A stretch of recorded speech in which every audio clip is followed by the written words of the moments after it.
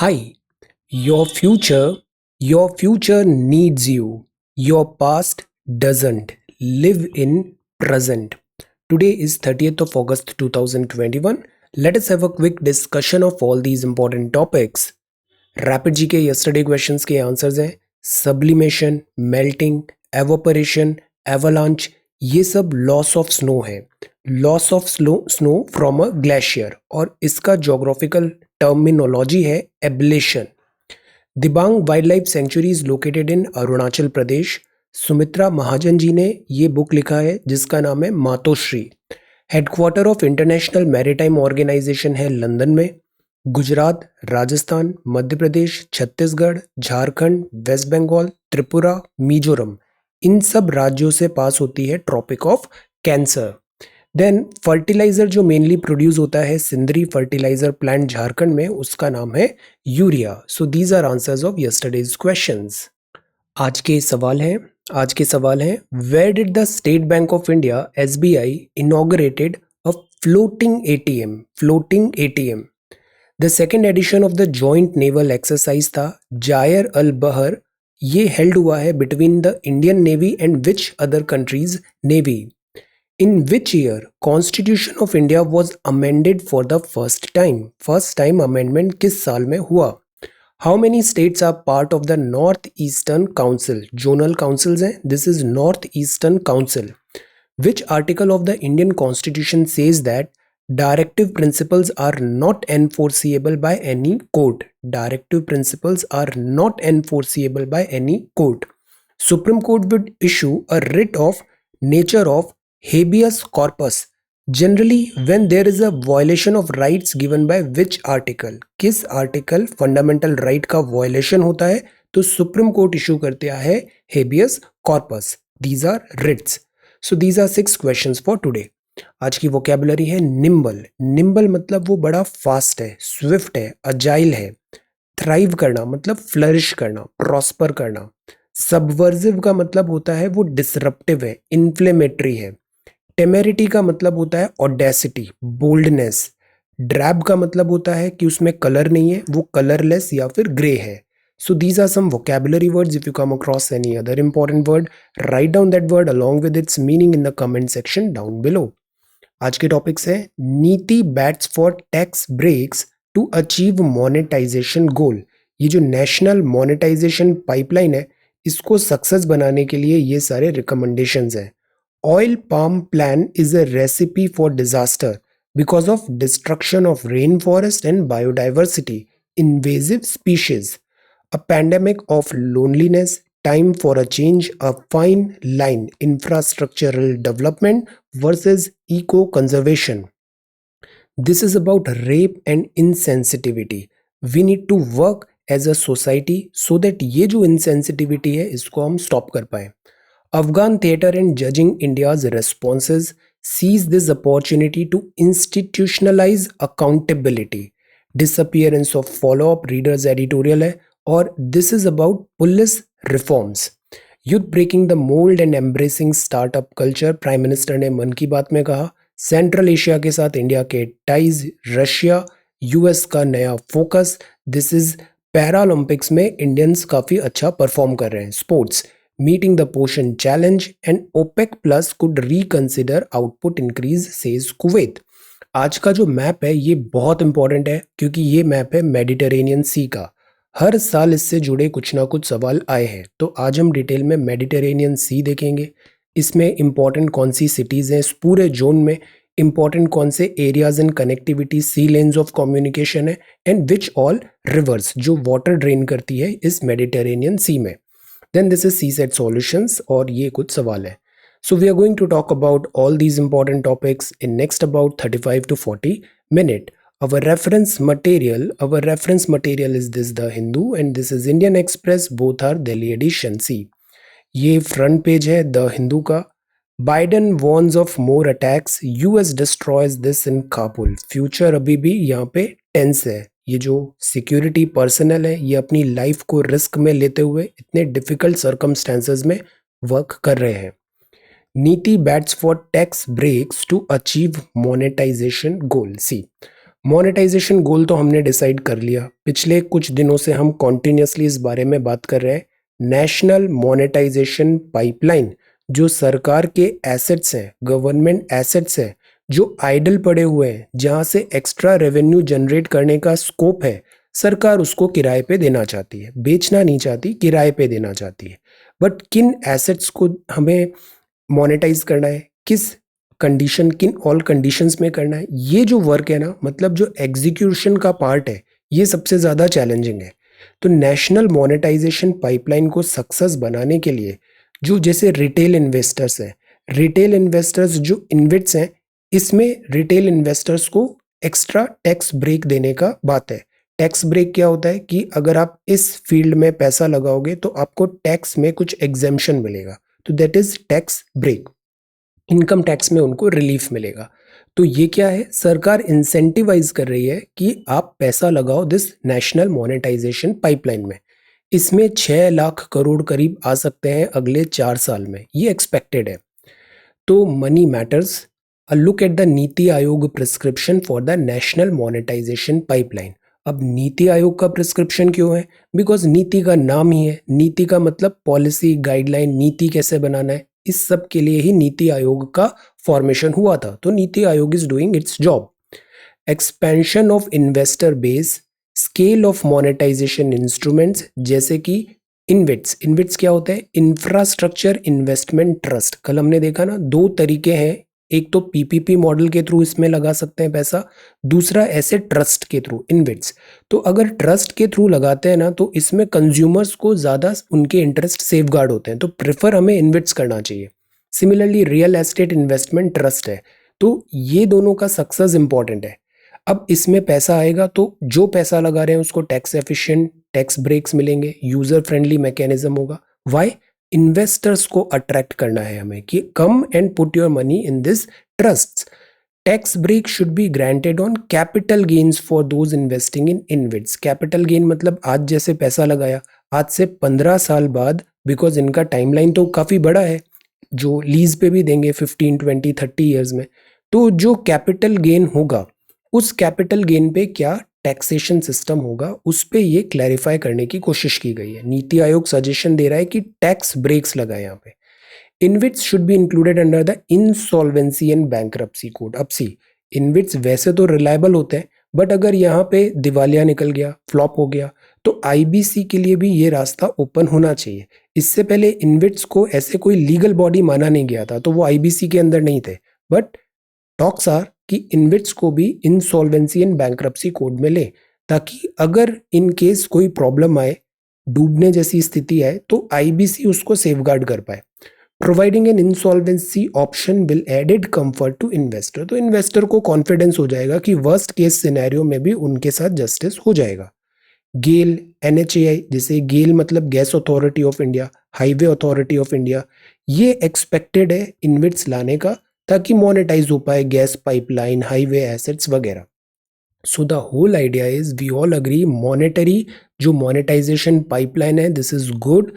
जो भी हमें केयरफुल रहना है वो रहना है इसके एग्जीक्यूशन पार्ट में, सो दैट ये एक सक्सेस बन पाए। It is good because idle assets पड़े हुए हैं, इससे अगर पैसे जनरेट हो जाएंगे तो this is good for economy. Economy वैसे भी काफ़ी स्ट्रेस में है। Government plans to use InvIT and this real estate route to monetize public assets. कौन कौन से? Highway, gas pipeline, railway track, power transmission line. इधर से अपन और पैसे कमा सकते हैं, तो सरकार यहाँ से पैसे कमाने का सोच रही है। More tax efficient and user friendly mechanism होगा, टैक्स बेनिफिट मिलेंगे, जैसे section 54 EC of income tax 1961। तो लोगों को एनकरेजमेंट दे रहे हैं कि come put your money in this project और आपको टैक्स इंसेंटिव्स भी मिलेंगे। प्लस ये आईबीसी से भी बैक्ड रहेगा, तो आपका लॉसेस नहीं होगा।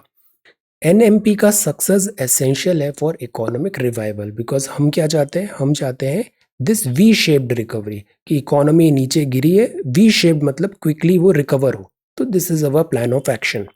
नीति बैट्स फॉर टैक्स ब्रेक्स। अब नीति क्या है? नीति तो एक मतलब रिकमेंडेशन दे रहा है, पॉलिसी सजेशन दे रहा है, इसका मानना नहीं मानना गवर्नमेंट के ऊपर डिपेंडेंट होता है। तो this is NITI bats. Then this is leadership tussles सब जगह चल रही है. Oil palm plan is a recipe for disaster. See, recipe for disaster. We all agree कि हमारे यहाँ जो ऑयल है, ऑयल का इंपोर्ट हमें कराना पड़ता है बिकॉज ऑयल का कंजम्पशन बहुत है. ऑयल का जो इंपोर्ट कराते हैं तो ज़्यादा इंपोर्ट हो रहा है, मतलब हमारे फॉरेन एक्सचेकर बैलेंस में इसका नेगेटिव इम्पैक्ट आ रहा है. तो हम चाहते हैं कि ऑयल प्रोडक्शन में हम सस्टेनेबल हो. इसके लिए हम ला रहे हैं national mission on edible oil, oil palm. This is important. तो हम क्या करेंगे, पाम ऑयल का प्रोडक्शन कंट्री में ही करेंगे. बट पाम ऑयल जो है वो है इक्वेटोरियल. इक्वेटोरियल मतलब जैसे कि हमारा साउथ है 8 डिग्री पे है, तो यहाँ ज़्यादा अच्छे चांसेस है पाम ऑयल के ग्रो करने का. अंडमान एंड निकोबार है 0 डिग्री के पास है, तो यहाँ ज़्यादा अच्छे चांसेस हैं इक्वेटोरियल दिस पाम ऑयल के प्रोडक्शन का. सिमिलरली नॉर्थ ईस्ट है, यहाँ पे भी थोड़ा थोड़ा इक्वेटोरियल टाइप ऑफ क्लाइमेट है. तो ये एरियाज हमने आइडेंटिफाई किए जहाँ पे हम पाम ऑयल का सिस्टमेटिक प्रोडक्शन करेंगे. प्रॉब्लम क्या है कि पाम ऑयल सबसे पहली बात तो एक इन्वेजिव स्पीशीज है, इंडिया की नेटिव नहीं है, तो इसका लोकल इकोलॉजी में क्या इम्पैक्ट पड़ेगा इसका स्टडी करना ज़रूरी है. दूसरा इम्पैक्ट क्या होगा, community ownership of tribal lands. कल ही आपने आंसर तैयार किया ट्राइबल. आप बहुत अच्छे आंसर्स लिख रहे हो. जस्ट ट्रस्ट दिस प्रोसेस और इसको कंटिन्यू करिए सेम मोमेंटम एंड एंथुजियाज्म से. कई बार ना रिजल्ट्स आने में टाइम लगता है. It takes time to build a palace. You are on the right track, just keep moving. Okay, now come back to this. Impact on community ownership of tribal lands. तो tribals का again वही problem होगा कि इनकी अगर land छीनेंगे या फिर private players आके लैंड इनका कुछ एनक्रोचमेंट हुआ, राइट्स डिनाई हुए, तो टेंशंस क्रिएट होंगे. ऑनरशिप का क्या डिसीजन होगा, as well as the fact that oil palm एक वाटर गजलिंग मोनोकल्चर क्रॉप है, लॉन्ग गेस्टेशन पीरियड है, तो ये अनसूटेबल है स्मॉल फार्मर के लिए. उसको तुरंत इमीडिएट बेनिफिट्स नहीं मिलेंगे. वाटर गजलिंग है, मोनोकल्चर है, और monoculture is harmful for biodiversity. तो the point is ecological cost काफ़ी ज़्यादा है. सोशल फैब्रिक डैमेज होगा, biodiversity hotspots and ecologically fragile area है. पाम एक इन्वेजिव स्पीशीज है. Natural forest product North East का ये नहीं है, तो इसका नॉर्थ ईस्ट की बायोडाइवर्सिटी पे क्या इम्पैक्ट पड़ेगा, इन सब चीज़ों को बहुत डिटेल में एनालिसिस करना ज़रूरी है. Any kind of monoculture plantation is not desirable. जैसे अंग्रेजों ने क्या किया, हमारे जितने भी ये नॉर्थ के थे ना, यहाँ पे इन्होंने मोनोकल्चर स्टार्ट कर दिया, तो जो बायोडाइवर्सिटी थी, हिमालयन जो थे शिमला वगैरह उत्तराखंड इधर, तो बायोडाइवर्सिटी का बहुत ज़्यादा लॉस हुआ बिकॉज मोनोकल्चर इज बैड. तो एक तो इन्वेजिव स्पीशीज भी है. इन्वेजिव स्पीशीज का भी हमने कुछ टाइम पहले पढ़ा था. इन्वेसिव स्पीशीज मतलब वो इस टेरिटोरी में रहने वाली नहीं है, वो कहीं बाहर से आती है. बाहर से आती है तो उसके नेचुरल एनिमी नहीं होते, नेचुरल एनिमी नहीं होते, तो वो क्या करती है, फ्लरिश करती है. प्लस जो लोकल स्पीशीज होती है वहाँ की, वो हो जाती है साइडलाइन एंड थ्रेटन होती है, और फिर वो lost in oblivion. So that is why ये जो इन्वेजिव स्पीशीज है, ये कैटास्ट्रॉफी होती है बायोडाइवर्सिटी के लिए. इन्वेजिव स्पीशीज कैसे इम्पैक्ट करती है, जो लोकल स्पीशीज है उसका कंपटीशन बढ़ जाएगा, ग्रेजिंग, प्रिडेशन होगा, पैरासिटिज्म होगा, हाइब्रिड्स बनेंगे, biofouling, poisoning, flammability, disease transmission होगा, और दूसरे जो इन्वेजिव एलियन स्पीशीज है उससे इंटरेक्शन होगा. तो overall this is not right for biodiversity. Environmental पे डैमेज होता है, हाइड्रोलॉजी चेंज होती है, जैसे पानी में फॉरेन कोई इन्वेजिव स्पीशीज आ गई, हाइड्रोलॉजी चेंज होगी, सॉइल इरोजन होगा, नेटिव स्पीशीज डिक्लाइन होगी, प्राइमरी प्रोडक्शन ऑल्टर होगा, ओवरऑल हैबिटेट डिग्रेडेशन होगा. इसकी सोशो इकोनॉमिक कॉस्ट भी है, infra damage, damage to forestry, tourism कम. So the overall conclusion is invasive species जो होती है ये बहुत डैमेज करती है लोकल स्पीशीज को. तो पाम ऑयल इन्वेजिव स्पीशीज है, ये क्या बायोडाइवर्सिटी चैलेंज लाएगा, this we need to study well. अब ये जो दो एरिया है ना, एक तो नॉर्थ ईस्ट. नॉर्थ ईस्ट अभी कुछ ही दिन पहले हमने इसके बारे में नोट प्रिपेयर किया, सारे इंपॉर्टेंट टूरिस्ट स्पॉट्स वगैरह. आज हम देखते हैं Andaman and Nicobar. So prepare a note on the Andaman and Nicobar group of islands, highlight their ecological, social and geopolitical importance. तो पहले तो आप अंडमान निकोबार पे एक अच्छा सा मैप ड्रॉ करो, ग्रुप ऑफ आइलैंड्स में कौन से इंपॉर्टेंट आइलैंड्स हैं, कौन सी स्ट्रेट्स हैं, ये सब चीज़ें देखो. Geographical location Andaman and Nicobar की एनसीईआरटी बुक में बड़े अच्छे से दिया है, हैव अ लुक. फिर इसके बाद आप डिस्कस करो अंडमान एंड निकोबार आइलैंड की कि यहाँ की इकोलॉजी क्यों इंपॉर्टेंट है, बिकॉज यहाँ पे एक डिस्टिंक्ट फॉर्म ऑफ इकोलॉजी है. एक डिस्टिंक्ट नेटिव यहाँ की है, एंडेमिज्म काफ़ी ज़्यादा है इकोलॉजी में। सोशल और जियोपॉलिटिकल इंपॉर्टेंस भी बताइए, यहाँ की ट्राइब्स के बारे में बताइए, उनका कल्चर, कोविड का भी इम्पैक्ट पड़ा है। और जियोपॉलिटिकल मतलब जैसे नेवी का यहाँ पे एक कमांड बनाती है ताकि स्ट्रेट ऑफ मलक्का है, जियोपॉलिटिकल इंपॉर्टेंस है इंडियन ओशन में। So prepare this question. ये जो अंडमान एंड निकोबार सेक्शन है, हर साल इससे डायरेक्टली इनडायरेक्टली एक सवाल तो आना ही है। So this is Andaman and Nicobar. अब this is about this is farmer police clashes. इसमें भी जो ब्यूरोक्रेट्स हैं इनको हाई हैंडेडनेस नहीं होना चाहिए। ये किस भाषा का इस्तेमाल कर रहे हैं, किस तरीके से काम कर रहे हैं, this is very very important. Okay, हम अक्सर देखते हैं ना, ह्यूमन एंगल कभी भी लूज नहीं होना चाहिए, human angle. A pandemic of loneliness. अब सी, पैंडेमिक आया, पैंडेमिक आने से एक बड़ी प्रॉब्लम क्या हुई कि लॉकडाउन हुआ तो जो हमारा सोशल फैब्रिक है, ह्यूमन क्या है, ह्यूमन एक सोशल एनिमल है। We stay calm happy when we go interact with other humans. But इसके कारण लोनलीनेस आई है। सैप तो ये जो लोनलीनेस है, सिटी के ओल्ड एज जो है, स्पेशली जो एल्डरली हो जाते हैं, इनके साथ सबसे बड़ी प्रॉब्लम क्या होती है? एक तो हेल्थ डिटीरियोरेट होती है, दूसरा loneliness is a big problem. तो यहाँ पे भी सीनियर रेसिडेंट्स वगैरह हैं, ये they are trying to cope up with this. Then high court grants relief to electrician who fell from pole. ये जो काम है ना, ये बहुत रिस्की काम है, ऐसे पोल पे चढ़ के इलेक्ट्रिक सप्लाई वगैरह फिक्स करना। तो यहाँ प्रॉपर सेफगार्ड्स होना चाहिए। हमारे यहाँ कई बार इनको सेफ्टी इक्विपमेंट्स तक नहीं देते, प्रॉपर इनके पास शील्ड नहीं होती, ड्रेस नहीं होता, इक्विपमेंट्स नहीं होते, प्रॉपर लेडर नहीं होता, जस्ट ऐसे ही वो रस्सी से बांध के ऊपर चढ़ रहे हैं, तो एक्सीडेंट प्रोन है। यहाँ गवर्नमेंट को वर्क करने की ज़रूरत है, एटलीस्ट प्रॉपर इक्विपमेंट्स दें। जैसे हम सीवेज का भी बात करते हैं, ये भी एक बहुत बड़ा हैजार्ड है, इससे हर साल बहुत सारी लाइफ लॉसेस होती है। हम क्यों नहीं टेक्नोलॉजी का यूज़ कर रहे हैं, रोबोट्स क्यों नहीं यूज़ कर रहे हैं, ताकि ह्यूमन लाइफ को हम यहाँ पे सेफगार्ड कर पाए। Then this is separate toilets for transgenders at metro station. This is a welcome step. Identification ज़रूरी है, और एक जो डिग्निफाइड लाइफ है, राइट टू लाइफ आर्टिकल 21, इसमें हर किसी का अधिकार है, जेंडर डिस्क्रिमिनेशन प्रिवेंट करना है। Then this is seats in D U investigation standards. This is Yamuna. अक्सर ऐसे पानी में बाढ़ वगैरह आती है, सेल्फी लेने के लिए, जोश दिखाने के लिए, ऐसे यू शुड अवॉइड। यहाँ पे काफ़ी एक्सीडेंट्स होते हैं इधर।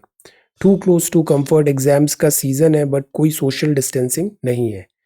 Then in fighting is bad, time for a change. हमारा जो कंट्री है ना, इंग्लिश ऑब्सेस्ड कंट्री है, इंग्लिश ऑब्सेस्ड। कुछ भी इंग्लिश में बोला है तो वो बड़ा अच्छा लगेगा, क्या बोला है ये कोई नहीं देखता। तो ज़रूरी है कि जो इंग्लिश लैंग्वेज है, इसके प्रति भी जो हमारा हमारा थॉट प्रोसेस है, या फिर हम बायस हो जाते हैं इंग्लिश के लिए, this need to be worked on. Language एक मीडियम होता है। लैंग्वेज क्या होता है? एक मीडियम होता है। मीडियम क्या है ये मैटर नहीं करता, क्या बोला गया है ये ज़्यादा मैटर करता है। Okay, so understand this thing, time for change. और असेसमेंट जो है ना लैंग्वेज का, उसमें भी चेंजेस होने चाहिए। We need to reform this entire assessment process of this language, और लैंग्वेज बैरियर्स को भी रिमूव करना ज़रूरी है। लैंग्वेज के लिए कई बार से इन्फीरियोरिटी कॉम्प्लेक्स आ जाता है, कई बार जैसे बच्चों को शुरू से माहौल नहीं मिला, they are not very familiar with this English. तो ये चीज़ें ना नहीं हमें एनकरेज करना है कि language is just a barrier. तभी आप देखो इंजीनियरिंग कॉलेजेस में जो नेटिव लैंग्वेज है उस पर भी एनकरेज किया जाए। इसका काउंटर आर्ग्यूमेंट ये हो सकता है कि बहुत सारी जो स्टैंडर्ड बुक्स हैं वो नेटिव लैंग्वेज में नहीं मिलेगी, तो इससे डिस्पैरिटी क्रिएट होगी। दिस इज़ ट्रू, बट हम ट्रांसलेटर और टेक्नोलॉजी, एआई वगैरह है जो ट्रांसलेट भी कर पा रही है। इसके जो दूसरा एस्पेक्ट है कि नेटिव लैंग्वेज नहीं होने के कारण जो लोकल मदर टंग में एजुकेशन प्रॉपर मिल सकती थी, वो हम डिनाई कर रहे हैं। इस चीज़ पे हमें ज़्यादा एम्फेसाइज करना है। और वर्ल्ड में भी यही चीज़ हो रहा है, जैसे चाइना मैंडरिन और लोकल लैंग्वेज को ज़्यादा प्रमोट कर रहा है। English is also there. The point is we are not against English, we are against this कि केवल एक ही लैंग्वेज है, और अगर बच्चा उसमें कंफर्टेबल नहीं है तो वो लर्निंग आउटकम से डिप्राइव हो रहा है। This thing needs to be changed. Otherwise language is good, multiple languages सीखनी चाहिए। जितनी ज़्यादा लैंग्वेजेस हम सीखते हैं ये हमारे लिए बेनिफिट ही होता है। This is mental and disability में हेल्प भी होता है। So the point is language को बस एक मीडियम की तरह रखना है, बैरियर नहीं बनाना है। A fine line. This is infrastructure development and eco conservation should go hand in hand. Again एक बैलेंस होना बहुत ज़रूरी है। डेवलपमेंट ज़रूरी है हिमालयन स्टेट्स का, वरना आप देखो जितने भी हिमालयन स्टेट्स हैं ना, हमने कुछ ही दिन पहले ये पूरे हिमालयन स्टेट्स देखे थे, जम्मू कश्मीर से लेके नॉर्थ ईस्ट तक, ये सब कहीं ना कहीं थोड़े पिछड़े हुए हैं क्योंकि यहाँ पे इंफ्रास्ट्रक्चर डेवलपमेंट की अपॉर्चुनिटी नहीं है। एक तो इनके पास सी नहीं है, प्लेन नहीं है, तो ग्रो मतलब ऐसे समतल ज़मीन नहीं है, तो इनके पास ग्रोथ एंड डेवलपमेंट की अपॉर्चुनिटी वैसे ही डिनाई हो जाती है। सो इंफ्रास्ट्रक्चर डेवलपमेंट के साथ साथ इको कंजर्वेशन भी ज़रूरी है हैंड इन हैंड। ये क्यों न्यूज़ में? एक तरफ तो इतने लैंडस्लिप्स हो रहे हैं, डैमेजेस हो रहे हैं, डिजास्टर्स हो रहे हैं, जैसे उत्तराखंड डिजास्टर हुआ, दूसरी तरफ हम यहाँ पे इंफ्रास्ट्रक्चर प्रोजेक्ट्स को ग्रीन क्लियरेंस दे रहे हैं। तो इसीलिए इस बात पे डिबेट हो रही है। हिमालयन स्टेट्स को भी राइट है इंफ्रा डेवलपमेंट का, बट वहाँ की जो इकोलॉजिकल सेंसिटिविटीज़ है उसको इग्नोर नहीं करना चाहिए, वरना वो कैटेस्ट्रॉफी है। राइजिंग फ्रिक्वेंसी है, कभी बहुत बारिश हो रही है या फिर लैंडस्लिप हो रहा है, एवलांच आ रहा है, लाइव्स लॉस हो रही है, प्रॉपर्टी लॉस हो रही है, तो ये तो बैक टू जीरो हो जाएगा अगर हम डेवलपमेंट कर भी देंगे। National mission for clean Ganga है, ये बोलता है अविरल गंगा होनी चाहिए, अनइम्पीडेड फ्लो ऑफ गंगा। अगर डैम ऊपर बन जाएंगे बहुत सारे तो गंगा का फ्लो डाउनस्ट्रीम में इम्पैक्ट होगा। हाइड्रो प्रोजेक्ट प्लान्स हैं, they are not good Ganga के लिए। सेकेंड चीज़ ये है कि infrastructure development will have to necessarily counts for the regions constraints. वहाँ जो नेचुरल कंस्ट्रेंट्स बैरियर्स हैं उसको अननेसेसरी चैलेंज हम नहीं करें। अब इसमें भी ना मल्टीपल व्यू पॉइंट्स हैं। देखो इकोनॉमिक जो है डेवलपमेंट उसको डिनाई नहीं करना चाहिए, वी ऑल अंडरस्टैंड। इसीलिए जो मिनिस्ट्री है जैसे हाइड्रो पावर का है वो बोल रहे हैं प्रोजेक्ट्स बनाओ, गंगा का एनएमसीजी है वो बोल रहा है नहीं बनाओ बिकॉज इससे डिजास्टर्स के ज़्यादा चांसेस होंगे। तो इसमें क्या करें? करना हमें यही है कि हम इसमें नियो डिटर्मिनिज्म फॉलो करें। अब इसके लिए आप ज्योग्राफी की क्लास 12th का फर्स्ट चैप्टर ह्यूमन ज्योग्राफी एक बार देखो। Discuss the concepts of possibilism, determinism and neo determinism of geography in the context of human led climate change. हम एंथ्रोपोजेनिक चेंजेस कर रहे हैं और उसके सीवियर कॉन्सिक्वेंसेज आ रहे हैं। IPCC report is also telling this same fact. तो possibilism, determinism, neo determinism, इन तीनों के कॉन्सेप्ट को बताओ ज्योग्राफी के, और इस पे अब लेयर डालो आप करंट अफेयर की कि जो ह्यूमन लेड क्लाइमेट चेंज हो रहा है तो इसमें हम कौन सा स्टेप फॉरवर्ड करें। वे फॉरवर्ड क्या होना चाहिए? Way forward obviously neo determinism होना चाहिए। Okay, so try to answer this question. अब जैसे ये सवाल आता है ना, जब हम लिखने बैठते हैं ना तब हमें समझ में आता है कि हमें क्या क्या नहीं आता है। ऐसे तो पढ़ लेने से सब इजी लगता है, but when you will start writing you will realise कि क्यों इतना इंपॉर्टेंट है लिख के देखना। जब आप लिख के देखते हो ना तो वो आपका बैंक हो जाता है, कंसोलिडेट हो जाता है। जब आप लिखते हो तो आपका अटेंशन बेटर होता है, फोकस बेटर होता है, कॉन्सेंट्रेशन बेटर होता है, हवा में चीज़ें नहीं होती। तो दैट इज़ वाई राइट, ये जो एग्ज़ाम है ना ये राइटिंग का एग्ज़ाम है, मेंस में लिखना है और बहुत सारा लिखना है, इसलिए राइटिंग हमें बेटर करना है। जल्दी सोचना है, जल्दी लिखना है, स्पीड आना है, राइटिंग ठीक होगी, प्रेजेंटेशन ठीक होगा, सारे बेनिफिट्स होंगे। Just do this homework every day. Okay, then ये बात है rape and insensitivity. Women security must not be predicted on restrictions of their rights and freedoms. हमारे यहाँ जब भी ऐसे केसेस आते हैं ना तो पहली दफ़े सोसाइटी किसको ब्लेम करती है? ब्लेम विमेन को ही कर देती है। सारा जो है वो विमेन के ऊपर भार लग जाएगा कि मिस्टेक इसी की होगी। This is very very wrong. India में अगर हम देखें नेशनल क्राइम रिकॉर्ड्स ब्यूरो, तो हर 16 मिनट में, ये बहुत बहुत शर्म की बात है हमारे लिए कि हम इस चीज़ को रोक नहीं पा रहे। To make matter worse, sexist, misogynist, survivor blaming remarks और इनएप्ट मेजर्स हैं। हमारी लैंग्वेज, टोन वगैरह, हम कुछ भी remark just like that pass कर देते हैं, which is very wrong. Invariably follow a heinous crime against women. तो ये जो चीज़ है, लॉज को स्ट्रिंजेंट बनाना ज़रूरी है, लॉज का इम्प्लीमेंटेशन कराना ज़रूरी है, ये दोनों तो बेसिक्स है। बट साथ ही साथ जो सोसाइटी है, सोसाइटी की थॉट प्रोसेस भी चेंज करना बहुत ज़रूरी है। ये जो पैट्रियार्की है इसको रिमूव करना बहुत ज़रूरी है। This is very very important. Girls are pulled up for wearing ripped jeans and staying out late. अक्सर नोवाइस हो तो फिर भी समझ में आता है, सीनियर लीडर्स वगैरह भी ऐसे इनएक्यूरेट और इनसेंसिटिव रिमार्क्स देते हैं। तो दिस टेल्स कि कितना फंडामेंटल प्रॉब्लम है हमारी सोसाइटी में। Parents are blamed for not bringing up the girl child with Indian values. What about boys? Boys को भी क्यों नहीं ग्रूम कर रहे हैं यहाँ पे properly? This we need to understand.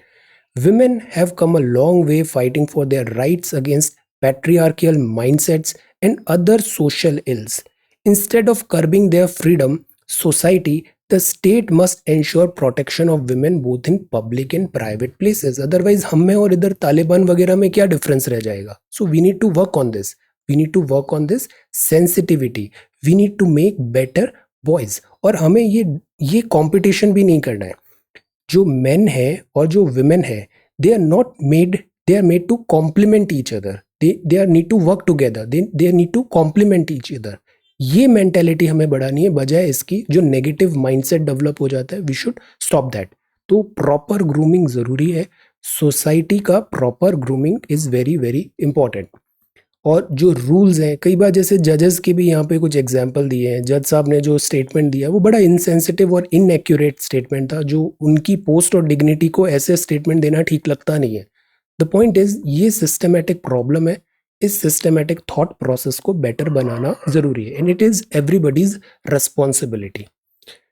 Then this is the Afghan theatre in judging India's response अपसी। ये आर्टिकल लिखा है चिन्मय आर गैरखान जी ने। आप इंडियन फॉरेन सर्विसेज के रिटायर्ड ऑफिसर हैं। काफ़ी अच्छे पॉइंट दिए हैं कि इंडिया जो फेंस पे बैठा है ना अफगान पॉलिसी के लिए, ये काउंटर प्रोडक्टिव हो रही है।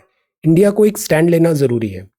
इंडिया ने एम्बेसी जैसे काबुल में क्लोज कर दिया, ऑल्दो तालिबान ने बोला था इंडियंस के साथ कोई प्रॉब्लम नहीं है, they are safe over there, और सेफ्टी का भी ऑफर किया था, बट अगेन हमने ये क्लोज किया for this security reasons. Again policy जो है ना ये प्रेगमेटिक होनी ज़रूरी है। जिसे रशिया ने एक स्टेटमेंट दिया था, Taliban is a reality, Taliban is a reality. और जिस तरीके से यहाँ पे चीज़ें हुई है ना, जैसे अफगान की आर्मी ने लड़ाई ही नहीं की, यूएस भी अब तालिबान से रिक्वेस्ट कर रहा है कि हमें यहाँ ये अलाउ करने दिया जाए।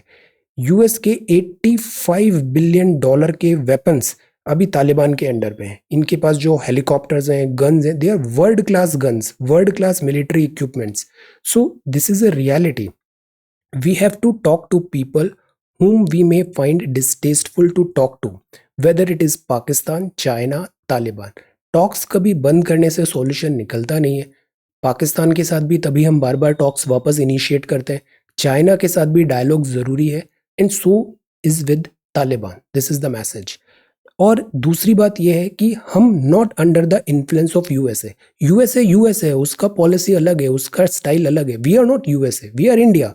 तो ऐसा नहीं हो कि हम यूएसए की फॉरेन पॉलिसी में इन्फ्लुएंस होकर अपनी फॉरेन पॉलिसी बनाएं और फिर इसके जो शॉर्ट कमिंग्स है वो हमारे शॉर्ट कमिंग्स बन जाए। No, we need to have put this independent. We are different, we are India, हम यूएसए नहीं है। ये हमें मैसेज यहाँ पे देने की ज़रूरत है।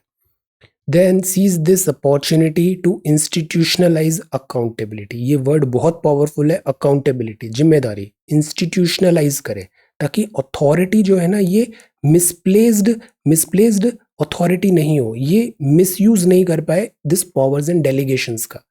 Opportunity to institutionalise accountability. अब यहाँ पे क्या है, इंडेमनिटी वेवर है। कोविड-19 की वैक्सीनेशन आई, वैक्सीनेशन का कोई साइड इफेक्ट हुआ तो इसकी जिम्मेदारी किसकी होगी? जिम्मेदारी हमेशा सेट होनी चाहिए। अकाउंटेबिलिटी होगी वैक्सीन मैन्युफैक्चरर का।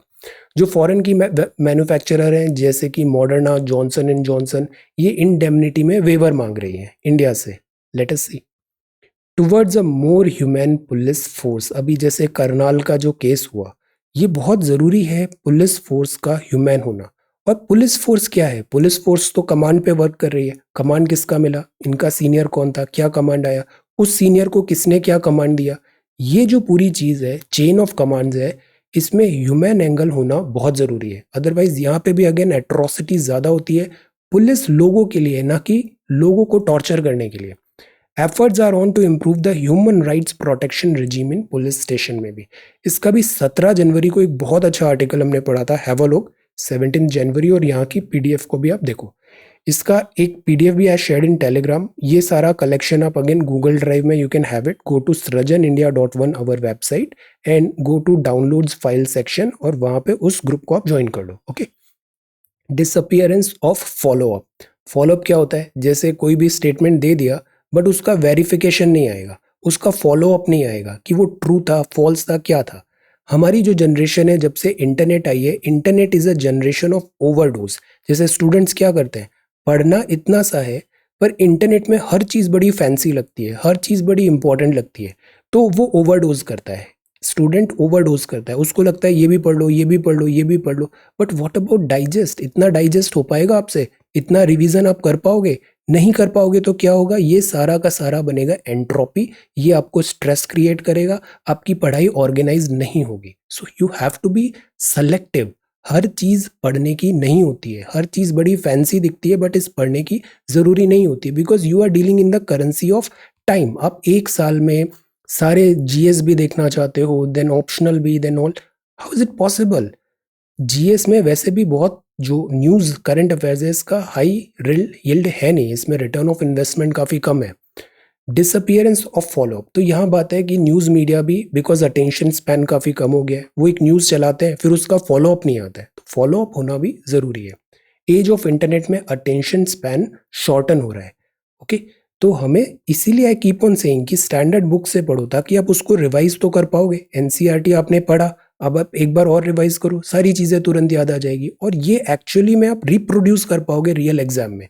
और इसको हमने डिस्टॉर्टेड भी नहीं रखा, जो एक्चुअल किताब में लिखा है एज इट इज उसको समझना चाहिए, भाषा में डिस्टॉर्शन नहीं करना चाहिए।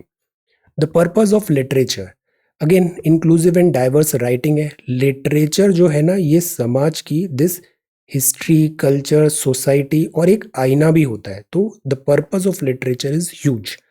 Youth breaking the mould and embracing startup culture, good. Prime minister ने अपने स्टेटमेंट में कहा कि startup culture is good, India entrepreneurship भी बढ़ रहा है, रिस्क टेकिंग भी हो रहा है, गोल्स हैं, एस्पायरेशन है, which is good. Then this is India Russia to expand Central Asia ties. अब सी, सेंट्रल एशिया मतलब अफगानिस्तान का एक्सेस इंपॉर्टेंट है, और सेंट्रल एशिया रशिया के लिए भी बहुत इंपॉर्टेंट है। तो इंडिया और रशिया सेंट्रल एशिया टाइज बढ़ाने के लिए डील्स किया, लॉजिस्टिक्स, कोऑर्डिनेशन, अभी 2+2 मिनिस्टरियल डायलॉग भी है। ये हैं doctor DB Venkatesh Varma ji, Indian ambassador to Russia. आपने क्या बोला, there are specific defence and national security consideration, जैसे कि S-400 system, missile defence system, तो ये टाइमली कंक्लूड होगा, इंडिया इसके लिए कमिटेड है। तो ये भी एक चीज़ क्या बता रहा है, ऐसा नहीं कि यूएस ने बोल दिया, काटसा के लिए डरा दिया तो हम डर गए। No, we are an independent and sovereign country, हमको हमारे इंटरेस्ट में जो सही लगेगा हम वो काम करेंगे। Bilateral logistics agreement, reciprocal exchange of logistics agreement, ये क्या है, रेलोस। जैसे यूएस के साथ आपने 3 नाम याद रखे थे ना, बेका, लेमोआ वगैरह, ऐसे ये रशिया के साथ है, रेलोस। और ये है navy to navy cooperation memorandum of understanding, MOU। तो Russia is again a very important country for us, और रशिया के साथ टाइज भी हमें बेटर रखने चाहिए। Extend IBC provision to this InvIT, so that एक सेफ्टी नेट आ जाएगा, इन्वेस्टर्स को सेफ्टी फील होगा। Global power shifts lead to security challenges, ये स्टेटमेंट दिया है डिफेंस मिनिस्टर ने। देन दिस इज इंडिया अभी भी साइलेंट है ऑन तालिबान, और यहाँ पर लिखा है सिक्योरिटी चैलेंजेस। ये ट्रुथ हो रहा है, security challenges are going to rise India के लिए। और अफगानिस्तान का ये जो डेवलपमेंट हुआ है, वी एक्चुअली डोंट नो अभी ये किस डायरेक्शन में जाएगा, but we need to be very very careful. Then US will focus more on China, अब यूएस का नया फोकस आ गया है चाइना पे। अब सेंट्रल एशिया से यूएस को कोई इतना मतलब नहीं है। एक और मतलब इसलिए भी नहीं है क्योंकि ऑयल अब ज़्यादा डिप्लीट हो रहा है, ऑयल का फ्यूचर ब्लीक नज़र आ रहा है, तो यूएस को शेल गैस वगैरह भी अब सक्सेस हो रही है। तो यूएस का एक्चुअली अब इतना इंटरेस्ट रहा नहीं सेंट्रल एशिया में, दैट इज़ वाई वो वहाँ से अब एग्जिट कर रहा है। इराक में क्यों इन्वेड किया था, सीरिया वगैरह इधर क्यों इन्वेड हुआ था, this is just power projection. तो यूएस का अब नया फोकस है कहाँ पर, चाइना में। Then this is one statement, ये Indo US trade body chief ने दिया है। इंडिया को कम से कम 100 बिलियन का हर साल इन्वेस्टमेंट चाहिए, तभी हम बन पाएंगे 5 ट्रिलियन इकोनॉमी। अब सी, इंडिया को भी ना इंटरेस्ट है यूएसए में, बिकॉज यूएसए से काफ़ी ज़्यादा इन्वेस्टमेंट हम ला सकते हैं, उससे हमारी सोशो इकोनॉमिक कंडीशन बेटर होगी। So we are open. International relations में ना सब अपना फ़ायदा देखते हैं, म्यूचुअलिज्म होता है यहाँ पे। So same time trying to become self reliant, तो this is okay. Then China to require foreign vessels territorial water में, चाइना अपना अलग वार्निंग दे रहा है और हेजेमनी अपनी दिखाना चाह रहा है। 55% ऑफ इंडिया का ट्रेड साउथ चाइना सी से है और मलक्का स्ट्रेट से ये पास होता है। मलक्का स्ट्रेट, जो स्ट्रेट्स है ना, they are very important. Sea maritime ocean बहुत इंपॉर्टेंट है। Okay, so this is China. ये है not sanguine about growth. Sanguine का मीनिंग बताइए, what is the meaning of this sanguine? कुछ ही दिन पहले देखा है। ग्रोथ में मतलब अभी हम इतना ऑप्टिमिस्टिक नहीं हो रहे हैं। देन फिजिकल हियरिंग का प्रोटोकॉल है, इंटरनेशनल पैसेंजर फ्लाइट्स हैं। See Biden honours US troops killed in Kabul. कितने साल के थे ये देखना, 20, 21, 22, 23 इस साल के हैं ये सारे। So the point is, leaders जो होते हैं ये ग्राउंड रियलिटी से कई बार परे होते हैं और इनके डिसीजन की जो कॉस्ट होती है ना, वो ये फुट सोल्जर पे करते हैं। जिसको वॉर का रियलिटी पता होता है ना, वो कभी वॉर मॉन्गरिंग नहीं करता, because war is a very serious business. Let us see अब यहाँ पे क्या होता है। China to require foreign vessels territorial water. Taliban, अब सी तालिबान को अलग प्रॉब्लम है, ये फोक सिंगर्स क्यों हैं, स्पोर्ट्समैन क्यों हैं। So this is again one dictate, ये इनका वर्जन है। Hurricane Ida strikes USA. ये कैटरीना से भी ज़्यादा डिफिकल्ट हरिकेन माना जा रहा है। देन दिस इज, सी यहाँ पैरालंपिक्स में हम बहुत अच्छा कर रहे हैं। High jumper Nishad, paddler Bhavina bring cheer with silver. अभी शायद न्यूज़ देख रहा था, एक गोल्ड भी आया है अभी अभी थोड़ी देर पहले। So this is Paralympics. Then this is sports. Okay, अब ये इंडियन एक्सप्रेस है। सी इंडिया इंपॉर्टेंट है, want to maintain ties. India obviously important है, बिकॉज अगर इंडिया का स्टैंप लगेगा ना तो तालिबान की क्रेडिबिलिटी बढ़ेगी। तो Taliban for some time India से इतना मैस नहीं करने वाला है। India is very important for them. Tracking और प्लस ट्रेड रूट्स हैं। To evacuate Delhi dialled Karzai Abdullah Moscow Indians को बाहर निकालने के लिए। सीज फायर सक्सेसफुल है, India is strong over there. Then this is Yamuna river. अब सी ये कंटेनर्स होते हैं, तो दिल्ली में ऐसे मोहल्ला क्लिनिक बन रहे हैं। These are really good. इससे क्या होता है, जो प्राइमरी ग्राउंड लेवल पे सर्विसेज डिलीवरी है, हॉस्पिटल्स हैं, डॉक्टर्स का एक्सेस है, वो आप इजीली प्रोवाइड कर पाते हो। तो this is good. Shipping container को इन्होंने ऐसे मॉड्यूलर मोहल्ला क्लिनिक में कन्वर्ट कर दिया है। अब जैसे ये ट्रांसप्लांट ट्रीज का हमने काफ़ी न्यूज़ देखा था जैन फेब में। अब इसका फॉलो अप लेना ज़रूरी है कि जो ट्रांसप्लांट हुए वो जीवित बचे या नहीं बचे, जो ट्रांसप्लांट ट्रीज थे। इससे अकाउंटेबिलिटी सेट होती है। सबका प्रयास ज़रूरी है। स्पोर्ट्स, अब इंडिया का फोकस है स्पोर्ट्स में। ये है optimism in caution covid vaccination, don't drop the guards. और this is Supreme Court geography. This is meeting the Poshan challenge. Poshan क्या है? पोषण मतलब बच्चों की हेल्थ और न्यूट्रिशन को ध्यान रखना। जो फूड है, फूड में क्वांटिटी भी होनी चाहिए और क्वालिटी भी होनी चाहिए। मतलब सफिशिएंट अमाउंट ऑफ फूड मिल रहा है और जो फूड मिल रहा है उसमें क्वालिटी भी है, न्यूट्रिएंट्स भी है। Junk food is bad. So meeting the Poshan challenge. Fortification of rice बड़ा इजी है, प्रैक्टिकल है। राइस में एक्स्ट्रा माइक्रो न्यूट्रिएंट्स वगैरह डाल दो तो ये जो माल न्यूट्रिशन की प्रॉब्लम सॉल्व कर देगा। But what about diversity? Food में भी डाइवर्सिटी होनी चाहिए। आपको फ्रूट्स भी खाना है, राइस भी होना चाहिए, व्हीट भी होना चाहिए, सीरियल्स, मिल्क प्रोडक्ट्स भी होना चाहिए। This diversity has to be there. तो ऐसा नहीं हो कि फोर्टिफिकेशन के नाम पे हम डाइवर्सिटी से कॉम्प्रोमाइज़ करें। और ओवरऑल पॉलिसी बेनिफिट तभी होगी जब विमेन एजुकेशन और वेलबींग को भी हम ध्यान दें। इनोवेशन बायो फोर्टिफाइड फूड में कंटिन्यू रखना चाहिए और R&D इसमें लाना चाहिए। Agriculture is very very important. तो इससे इनकम भी बढ़ेगी फार्मर्स का, हेल्थ भी बेटर होगा, प्राइवेट सेक्टर को भी नया अपॉर्चुनिटी मिलेगा बिजनेस करने का। But we need to work systematically.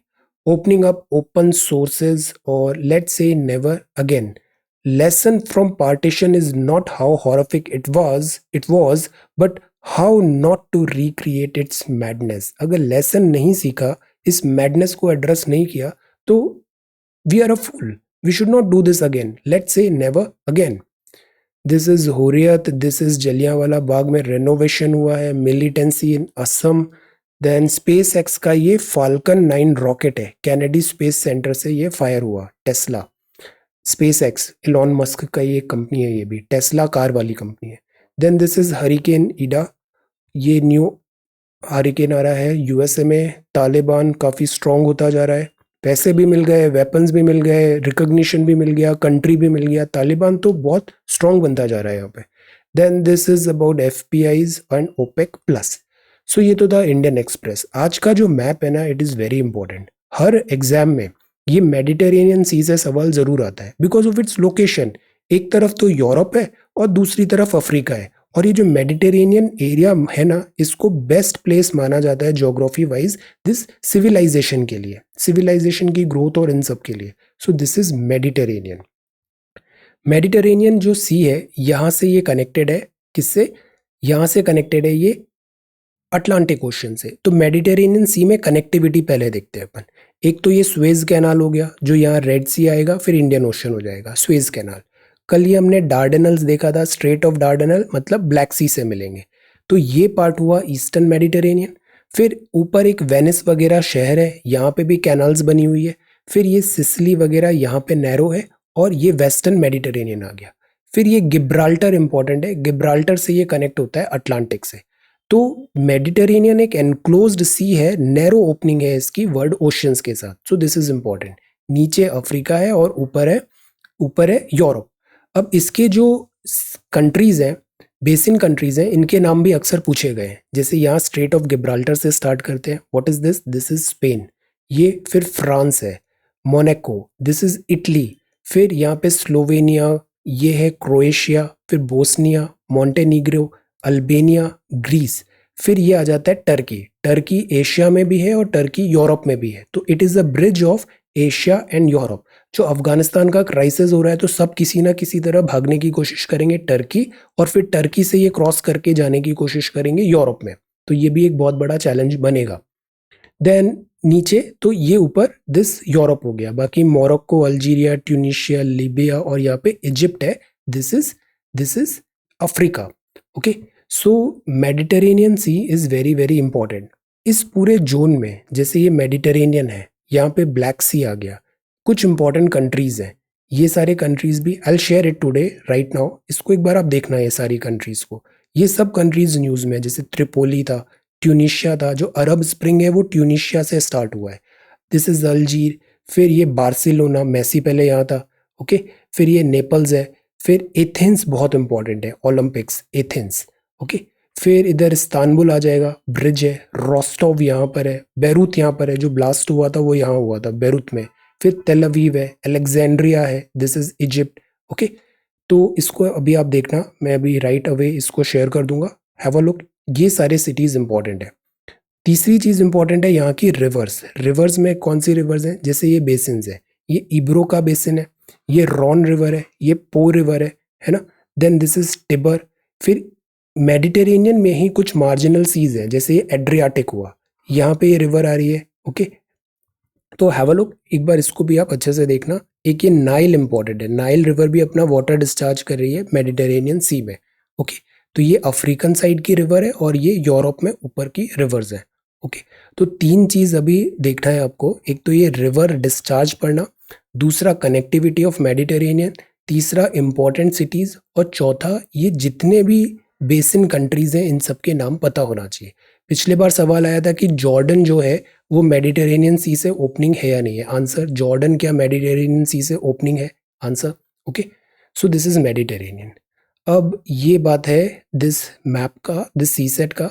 जब भी हमें ध्यान रखना है जिस डायरेक्शन में मूव कर रहे हैं हम ऐसे, तो राइट और लेफ्ट का ध्यान रखना है, बाकी north south east west one by one आप ड्रॉ करते जाओ, कभी आंसर गलत नहीं होगा। जैसे ईस्ट से सनराइज होता है ना। पोल नॉर्थ में भी है, पोल साउथ में भी है। अब हमें नहीं पता वो नॉर्थ में है या साउथ में है, बट यहाँ लिखा है Suresh was standing facing a pole, pole और शेडो उसकी हुई राइट में, शेडो उसकी हुई राइट में। तो शेडो जो राइट में हुई मतलब वो फेस कर रहा होगा साउथ में। साउथ में अगर सुरेश ऐसे फेस कर रहा होगा तो सुरेश का राइट ये होगा, और सन यहाँ से आ रहा है तो शेडो उसकी सुरेश के कॉन्टेक्स्ट में राइट में हुई। So the answer is south. इसमें भी आप स्टार्ट करो ए से, पहले 5 किलोमीटर इधर गया, फिर राइट मुड़ा 3 किलोमीटर, फिर लेफ्ट मुड़ा 4 किलोमीटर, फिर ऑपोजिट में 10 किलोमीटर ऊपर बढ़ा।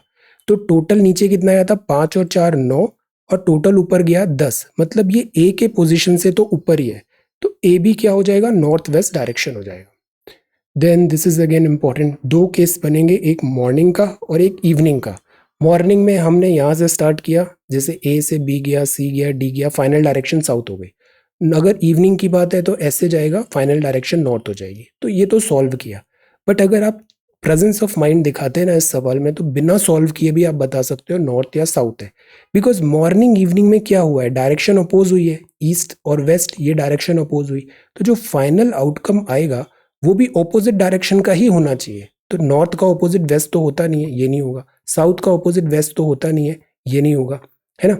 ईस्ट और वेस्ट तो वैसे ही ये डायरेक्शन स्टार्ट हुआ था। Again north and south is the right option over here. Okay, कई बार ऐसे कुछ ऑप्शंस भी एलिमिनेट हो जाते हैं, जैसे ये दोनों तो तुरंत एलिमिनेट हो गए, अब इन दोनों में आपको देखना है। ओके, तो sometimes it also works option eliminate करने में। ये आज के सवाल है, A is B's sister, C is B's mother, D is C is father, E is D's mother, so how is A related to D? Quick within 1 minute इसका answer बताइए। X introduces Y saying he is the husband of the granddaughter of the father of my father. So how is Y related to X? Answer.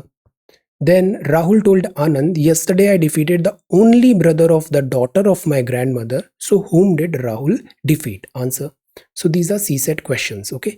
इनसे डरना नहीं है, थोड़ा practice हुआ ये सब टिप्स में हो जाते हैं सवाल। ओके, पेन भी उठाना नहीं पड़ता, ओरली हो जाते हैं। So this is C set, this is Mediterranean. आज बड़े अच्छे से ये मेडिटेरेनियन का होमवर्क करना है, मैपिंग पूरा देखना है। देन दिस इज पोषण अभियान और ये पुलिस रिफॉर्म्स हैं, इनसेंसिटिविटी को दूर करना है। ज्योग्राफी के तीनों कॉन्सेप्ट्स आज की डेट में क्लाइमेट चेंज से लिंक करिए और अंडमान निकोबार पे एक नोट प्रिपेयर करिए। Okay, so this is 30th of August 2021. Thank you so much for watching this video. Take care, study well and be safe.